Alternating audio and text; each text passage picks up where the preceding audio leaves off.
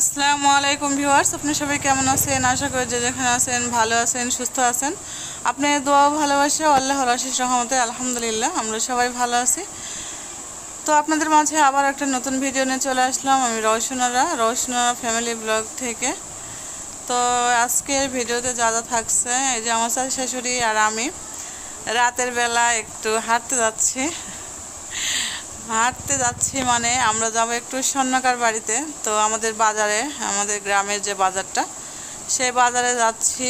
তো আসলে আমরা যাচ্ছি যে হাঁটাও হবে, একটু হাঁটাহাঁটি করা হয় না, তো একটু হাঁটাও হবে, আসলে যে কাজে যাচ্ছি সে কাজটাও হবে। এক ঢিলে দুই পাখি মারা মতো, হাঁটাও হবে, কাজও হবে, সব কিছুই হবে। তো এই যে এখানে গেট সাজানো, এখানে বিয়ে বাড়ি। তো আমাদের গ্রামেরই বিয়ে, আমার শ্বশুরের হচ্ছে ফ্রেন্ডের নাতনির বিয়ে। তো এই জন্য এখানে গেট সাজানো। তো বিয়েতে আমার শ্বশুরেরও মানে দাওয়াত আছে আর কি। তো যে চলে এসেছি আমাদের বাজার, আর একটু গেলেই বাজার। আর এখানে আর আমাদের বাজারটা ভালোই বড়। এই একটা মানে এইটুকু বাজার, এই গ্রামের বাজার, তারপরেও হচ্ছে 3টা স্বর্ণকারের দোকান আছে, স্বর্ণের দোকান আছে 3টা। তারপরে অনেক কিছু আছে এখানে, মানে কাপড়ের দোকান বলেন, কসমেটিক্সের দোকান বলেন, সব কিছু দোকান আছে আমাদের বাজারে।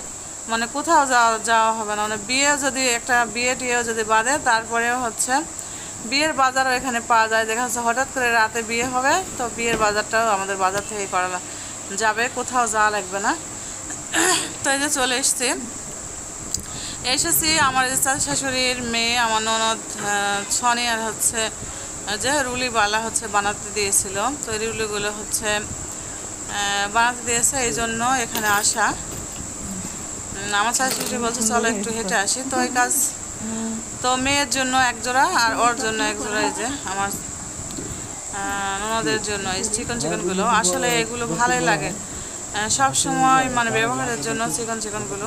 আর এগুলো মেয়ের জন্য, মেয়ে বলে মানে মেয়ে বড় হলে বাবা মার অনেক টেনশন হয়, দেখা যাচ্ছে বানিয়ে রাখছে। তো ভালোই লাগছিল 2টা ইয়ে। তো এই যে এইটা আমাদের বাজারের ইয়ে, এই দাদার নাম সুনীল দাদা। তো বাড়ি চলে এসেছি সকালবেলা। এই যে সকালে উঠে বৈশাখীর বাবা আর রমি গিয়েছে হচ্ছে আম ভাঙতে।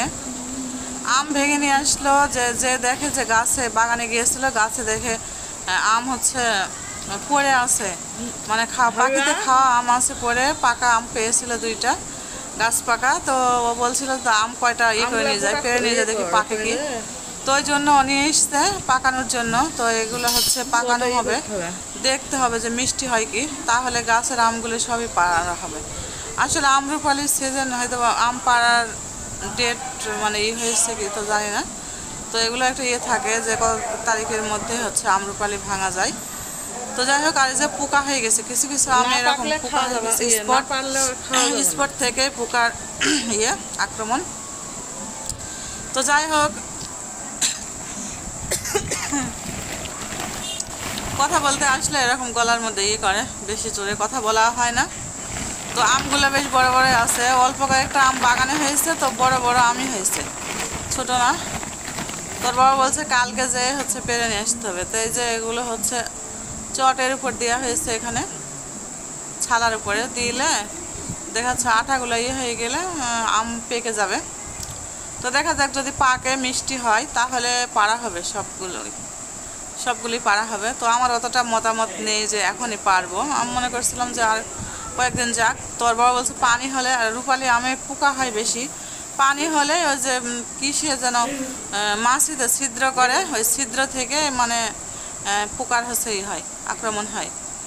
তো দেখা যাক কি হয় না হয়। তো এরকম করে এখানে রেখে দিলাম, এখন ওয়েট করতে হবে। এই যে কাঁঠালের আঠির ভর্তা বানাবো আজকে। তো আপনারা সবাই দেখেন কিভাবে ভর্তা বানাই। করতে যাচ্ছি, নতুন না মানে পুরনোই, কিন্তু এবারে নতুন প্রথম। দেখেন কি করছি, বাদাম ভাজছি, বাদাম ভাজা অনেক মজা। আর এই বাদাম ভাজা, এই বাদাম কে কে চেনেন বলেন, আর কে কে খেয়েছেন ভেজে।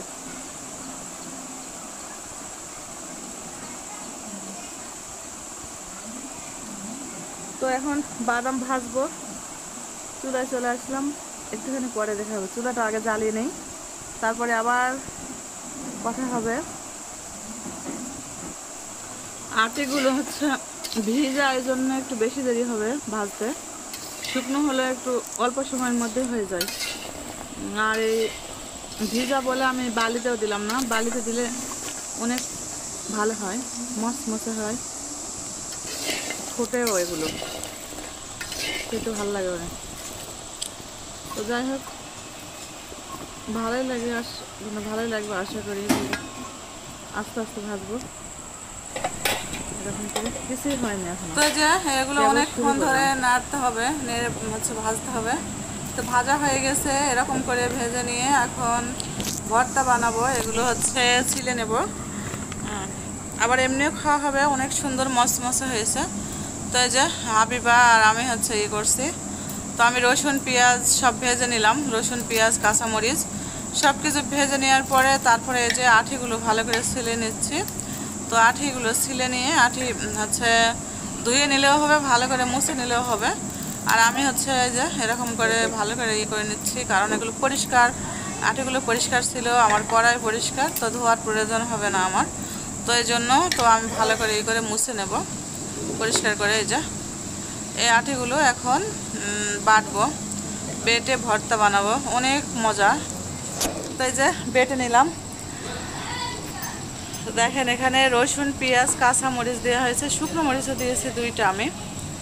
আর সরষের তেল দিয়ে মাখাতে হবে, লবণ সরষের তেল দিয়ে মাখালে অনেক মজা হবে বেটে নেওয়ার পরে।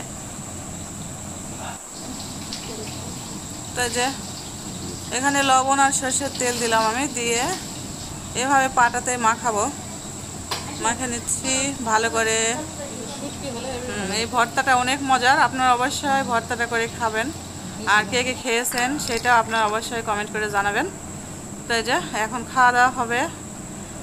সকালবেলা খাবার খেতে অনেক মজা, বাদাম ভর্তার মতোই লাগবে। যেরকম বাদাম ভর্তা করা হয় এরকম করে এই কাঁঠালের আটিটাও ভর্তা করা যায়। বাদাম এই সেম করে মানে ভর্তা করা হয় বাদাম।